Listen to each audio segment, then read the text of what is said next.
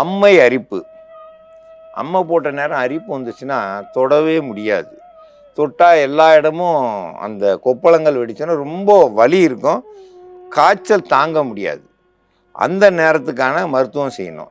அந்த அரிப்பு குறையணும். அரிப்பு குறையலன்னா கை வச்சாச்சுன்னா அந்த கொப்பளங்கள் வெடித்து சிதறி அது பெரிய புண்ணாயிடும். அப்போ மறுமூல் பாஞ்சிரும். அந்த அம்மை மீண்டும் மீண்டும் வர ஆரம்பிச்சிடும். அது வராமல் இருக்கிறதுக்கும் அம்மை அரிப்பு குறையிறதுக்கான மருத்துவத்தில் வெள்ளை சாமந்தி பூ,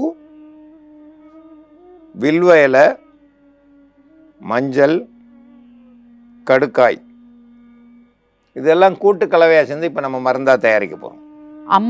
அம்மை போட்டிருக்கிறது போது உடம்பு முழுக்க அரிப்பு இருக்கும்.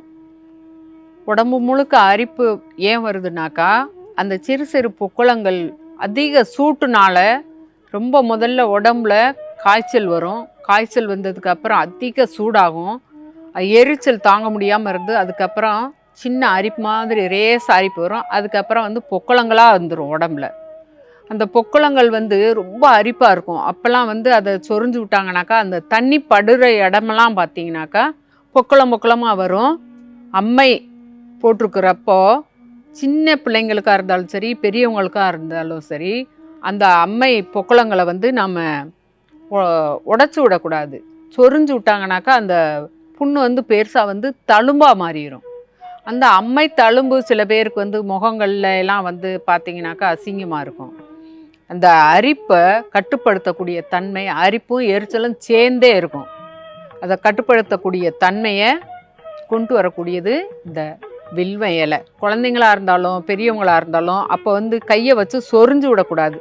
அதனால் நம்ம சாதாரணமாகவே அம்மை வந்துருச்சுனாக்கா என்ன செய்வோம், நல்லா காட்டன் ஜமுக்காலமோ அல்லது புடவையோ விரிச்சு விட்டு பாயில் படுக்க வைக்காமல் குளிர்ச்சியாக இருக்கணுன்ட்டு அந்த வேப்பிலையை போட்டு வேப்பிலையில் படுக்க வைப்பாங்க. வேப்பிலையை கொடுத்து தடை விட்டுக்கிற சொல்லுவாங்க. சில குழந்தைங்க பெரியவங்களாம் தாங்க முடியல அப்படின்னு சொல்லிட்டதும் சொரிஞ்சு விட்டு புண்ணு பெருசாக வந்துடும்.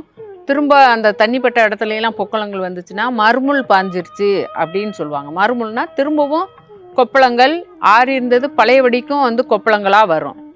அந்த இதை போக்கக்கூடிய மருந்து தயாரிக்கும் முறையை பற்றி பார்க்கலாம். அம்மை போட்டிருக்கிறதுனால வர்ற அரிப்பை சொரிஞ்சு விடாதீங்க. இந்த வில்வ இலை கொஞ்சமாக எடுத்து அரைச்சி நல்லா தண்ணியில் கலந்து வச்சுக்கிறணும். கொஞ்சமாக கலந்துக்கிட்டால் போதுமானது. இது பேஸ்ட் மாதிரிலாம் நம்ம போட வேண்டாம். வில்வ இலை உடம்புல குளிர்ச்சி கொண்டு வரக்கூடியது. அந்த எரிச்சல் அதிக சூட்டை தணிக்கக்கூடியது வில்வ இலை. உடம்பை குளிர்ச்சி படுத்தக்கூடியது. சின்ன ஸ்பூனில் 1 ஸ்பூன் அளவுக்கு கடுக்காய் பொடி. பெரியவங்களாக இருந்தீங்கனாக்கா நம்ம உடம்புக்கு ஏற்ற மாதிரி கொஞ்சம் நிறையவே சேர்த்துக்கிறலாம் கடுக்காய் பொடியை. கடுக்காய் பொடியும் அரிப்பை கட்டுப்படுத்தக்கூடியது, உடம்புல குளிர்ச்சி தரக்கூடியது. அந்த தண்ணி பட்டு அடுத்த இடத்துக்கு பரவாமல் இருக்கிறதுக்கு, நச்சு கிருமிகள் பரவாமல் இருக்கிறதுக்கு மஞ்சள் தூள் ஒரு 2 சிட்டிகை கூட சேர்த்துக்கிறலாம்.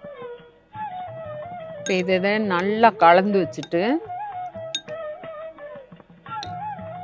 இந்த வெள்ளை சாமந்தி பூனுடைய சாறு தழும்பும் வர விடாது. அதே நேரத்தில் அரிப்பு, எரிச்சல், இந்த கிருமி, நச்சு கிருமி அந்த மாதிரி இருக்கிறதெல்லாம் சாக வச்சிரும். சீக்கிரம் உடம்புல அரிப்பு தன்மையை கட்டுப்படுத்தும். அம்மைனால் வந்திருக்கிற அரிப்பை இது பட்டாலும் நல்ல குளுக்குளுன்னு இருக்கும். இதை அரைக்க வேண்டாம், நம்ம கையிலே கசைக்கிடலாம். 1 பூ எடுத்து நல்லா அந்த மாதிரி கசக்கிட்டோம்னாக்கா சாறு நல்லா பசன்னு சாராக இருக்குது. பார்த்தீங்களா, இந்த சாறு இந்த தண்ணியில் கலந்தாலே போதுமானது.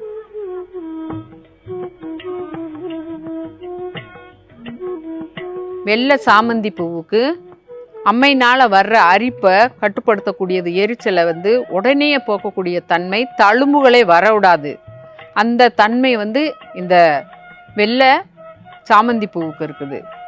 இதை இப்படியே அந்த கரைசலை எடுத்து உடம்பு முழுக்க எங்கெல்லாம் உங்களுக்கு அரிப்பு உடம்பு முழுக்க இருந்துக்கிட்டு இருக்கும் அந்த நேரத்தில் பார்த்தீங்கன்னாக்கா உடம்பு முழுக்க தடவி விட்டுருங்க. தடவி விட்டுட்டு நீங்கள் பாட்டுக்கு இருந்தீங்கன்னாக்கா உங்களுக்கு அரிப்பு உடனே போயிடும். ஒரு 5 நிமிஷத்தில் போயிடும். அம்மை போட்டிருக்கிற நேரம் உடம்பு முழுதும் அரிக்கும். அந்த அரிப்பு தாங்க முடியாமல் சொரிய ஆரம்பிச்சிருவாங்க. அது சொரியாமல் இருக்கிறதுக்கு வில்வ இலை, மஞ்சள், கடுக்காய், வெண் சாமந்தி பூ இது எல்லாத்தையும் கூட்டு கலவையை அரைச்சி அதில் தண்ணியில் கலந்து நம்ம உடல் முழுவதும் தேய்ச்சோம்னா அரிப்பு சரியாகும். இது உடலில் இருக்க அரிப்பு, அம்மை அரிப்பை சரி செய்கிறதுக்கான சிறந்த மருந்து. இந்த மருந்தை பயன்படுத்தி பயன்பெற வேண்டும் என்று கேட்டுக்கொள்கிறேன்.